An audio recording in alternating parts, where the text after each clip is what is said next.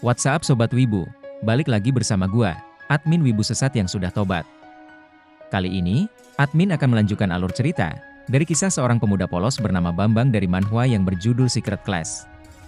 Lagi dan lagi admin sampaikan bahwa cerita ini khusus untuk Sobat Wibu yang sudah dewasa dan tidak sangean. Sebelum lanjut, alangkah baiknya Sobat Wibu menekan tombol subscribe, serta menyalakan tombol notifikasinya agar Sobat sekalian tidak ketinggalan video lanjutan dari series ini maupun manga lainnya yang admin upload. Oke, tanpa basa-basi, langsung saja kita masuk ke alur cerita Secret Class chapter kedua. Pada chapter sebelumnya, cerita ditutup dengan menampilkan keadaan Bambang yang membatu dan tidak tahu harus berbuat apa, ketika melihat Om Burhan dan Bibi Maya sedang asik bermain ular tangga di kamar. Bambang sepertinya ingin ikutan, tetapi tidak diajak. Hahaha, lanjut. Pada chapter ini, Bambang terlihat bingung, dia tidak tahu apa yang sedang terjadi.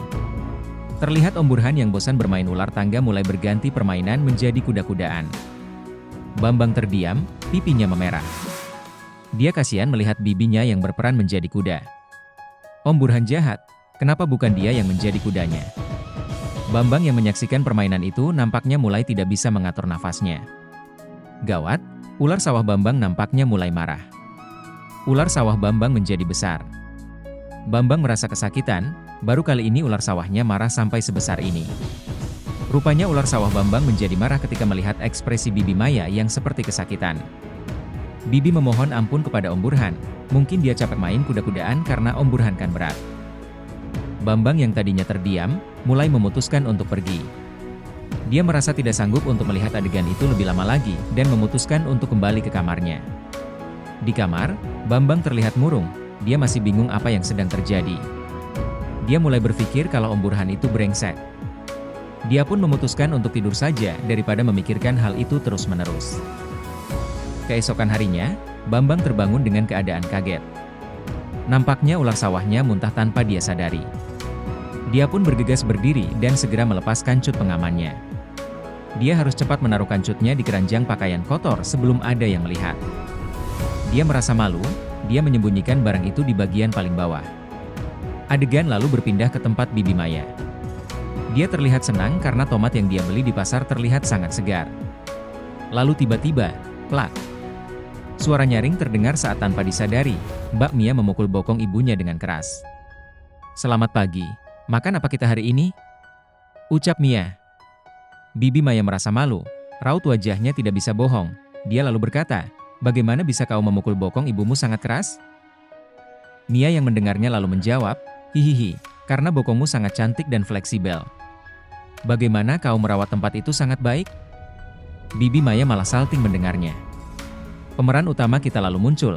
"Selamat pagi," ucap Bambang menyapa Bibi dan kakaknya.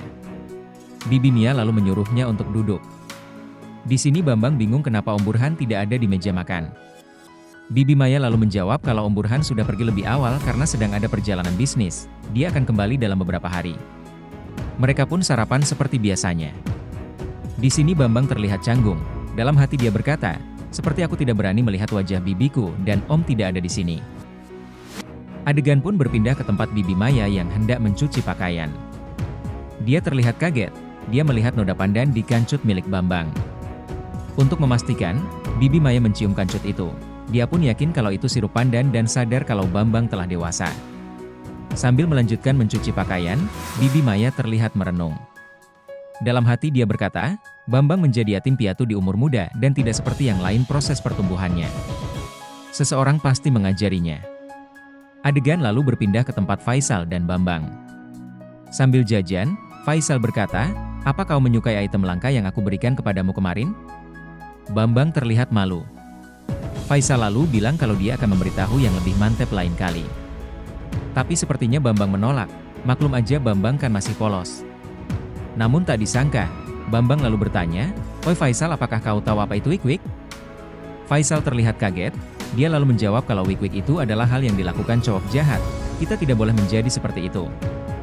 Bambang yang polos lalu mengiyakan jawaban Faisal dan bilang kalau pertanyaannya tadi itu salah. Setelah jajan dengan Faisal, adegan lalu berpindah ke rumah Bambang. Saat malam hari, nampaknya Bambang tidak bisa tidur karena terus memikirkan permainan Om Burhan dan Bibi Maya beberapa waktu lalu. Nampaknya hatinya berantakan. Lalu tiba-tiba Bibi Maya masuk ke kamar Bambang sambil membawa cemilan. Bibi lalu bertanya kepada Bambang apakah dia tidak bisa tidur. Bambang mengiyakan pertanyaan itu. Lalu Bibi bertanya, apakah kau mau berbicara denganku? Mereka pun duduk di kasur untuk ngobrol. Bibi Maya lalu bertanya, ngomong-ngomong Bambang, apa kamu pernah colai? Bambang yang bingung lalu bertanya, apa itu colai?